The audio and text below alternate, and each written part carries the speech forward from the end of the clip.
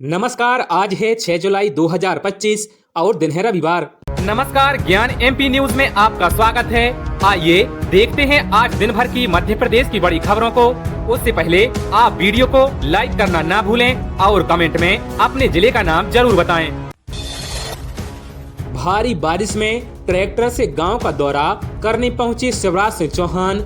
मध्य प्रदेश के पूर्व सीएम और वर्तमान में केंद्रीय कृषि मंत्री शिवराज सिंह चौहान का शनिवार को एक बार फिर मध्य प्रदेश में अलग अंदाज देखने को मिला है। शनिवार को शिवराज सिंह चौहान भारी बारिश के बीच ट्रैक्टर पर बैठकर अपने संसदीय क्षेत्र विदिशा में आने वाले देवास जिले के सिवनी खुर्द गांव में पहुंचे, जहां उन्होंने भारी बारिश और कीचड़ से सने रास्तों पर पैदल चलकर आदिवासी परिवारों के घरों का निरीक्षण किया है और घरों में हुए नुकसान का जायजा लिया है।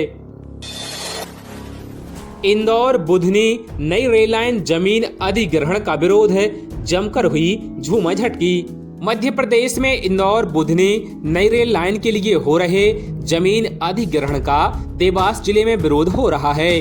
देवास जिले के कन्नौद क्षेत्र के कलवार गांव से धन तालाब घाट तक 8 गांव के किसानों की जमीन इसके लिए अधिग्रहित की जानी है, जिसके विरोध में किसान उतर आए हैं और मंगलवार को जमीन अधिग्रहण के लिए प्रशासनिक अमला पहुंचा तो किसानों ने जमकर विरोध किया है। इस दौरान जमकर झूमाझटकी हुई है। सुप्रीम कोर्ट में सरकार के वकीलों ने ओबीसी को 27% आरक्षण का किया विरोध है, पटवारी का बड़ा आरोप। ओबीसी आरक्षण पर प्रदेश में एक बार फिर हलचल मच गई है। शुक्रवार की सुनवाई में सुप्रीम कोर्ट की सख्ती के बाद कांग्रेस ने शनिवार को इस मुद्दे पर प्रेस कॉन्फ्रेंस कर राज्य सरकार को घेरा है। कांग्रेस प्रदेश अध्यक्ष जीतू पटवारी, विधानसभा में नेता प्रतिपक्ष उमंग सिंघार के साथ पूर्व मंत्री सचिन यादव और अधिवक्ता वरुण कुमार प्रेस से मुखातिब हुए।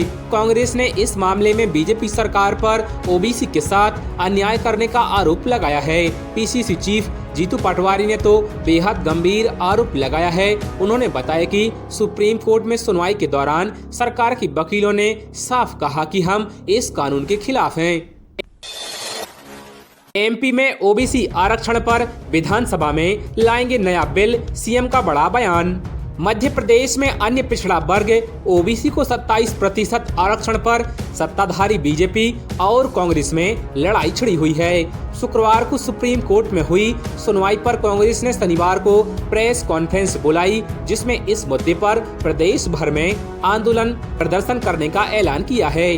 कांग्रेस अध्यक्ष जीतू पटवारी ने बताया कि लोकसभा में नेता प्रतिपक्ष राहुल गांधी भी इस प्रदर्शनों में शामिल होंगे। इसके जवाब में सीएम डॉक्टर मोहन यादव ने बड़ा ऐलान कर दिया है। उन्होंने ओबीसी को 27% आरक्षण देने के लिए प्रतिबद्धता जताते हुए कहा कि हम इसके लिए विधानसभा में बाकायदा बिल लेकर आएंगे।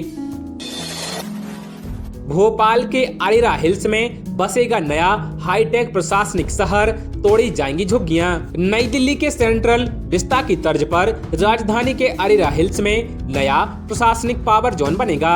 यह कई मायने में अलग होगा। यहाँ स्मार्ट टैरिफ और वीआईपी मूवमेंट के लिए अलग व्यवस्था होगी। हर सड़क की स्मार्ट प्लानिंग होगी। यह क्षेत्र वल्लभ भवन मंत्रालय से बिरला मंदिर, विधायक विश्राम गृह से मालवीय नगर और आगे राजभवन तक में करीब 1.7 किलोमीटर में विकसित किया जाएगा। राजभवन से मंत्रालय को भी जोड़ा जाएगा। एमपी में भारी बारिश और बाढ़ से मचा हाहाकार, नदी नाले उफान पर।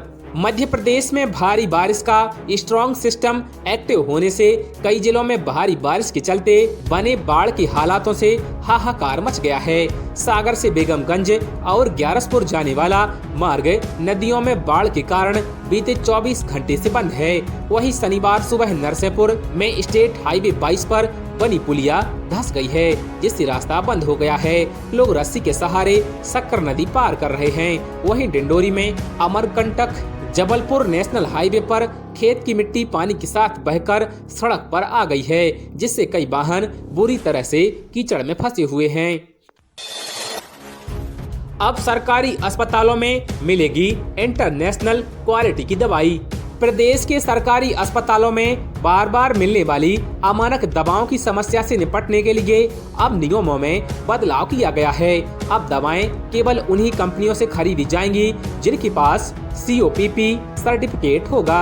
यह सर्टिफिकेट वे ही कंपनियां लेती हैं जो दवाएं विदेशों से निर्यात करती हैं। इसमें अंतर्राष्ट्रीय स्तर के मापदंडों पर दवाओं का खरा उतरना जरूरी होता है। Madhya Pradesh public health services corporation limited के MD मयंक अग्रवाल ने बताया कि COPP सर्टिफिकेट में दवा निर्माण पर स्टेप WHO GMP स्टैंडर्ड का होता है। इससे एक्सपोर्ट क्वालिटी की दवाएं ही शासकीय अस्पतालों को मिलेंगी। MP में अब 4 लेन के निर्माण में सामने आई दिक्कत, मंत्री नितिन गडकरी ने किया था उद्घाटन।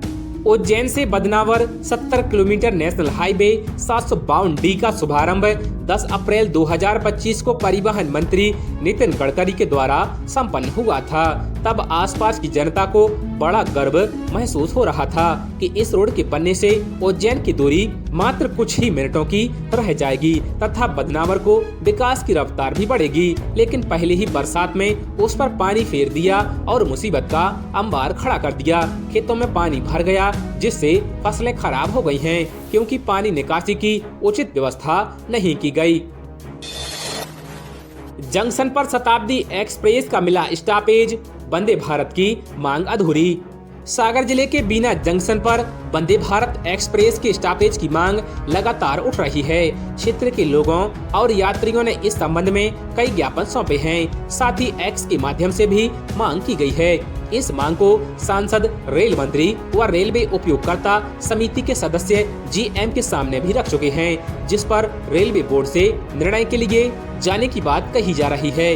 दरअसल बीना देश के मुख्य जंक्शन में से एक है जो सीधा दिल्ली मुंबई लाइन पर स्थित है। यहाँ से बड़ी संख्या में यात्री विभिन्न दिशाओं में यात्रा करते हैं। वंदे भारत एक्सप्रेस जो कि आधुनिक और तेज गति से चलने वाली ट्रेन है, जिसके बीना में रुकने से क्षेत्र के लोगों को भी इस ट्रेन का लाभ मिल सकेगा।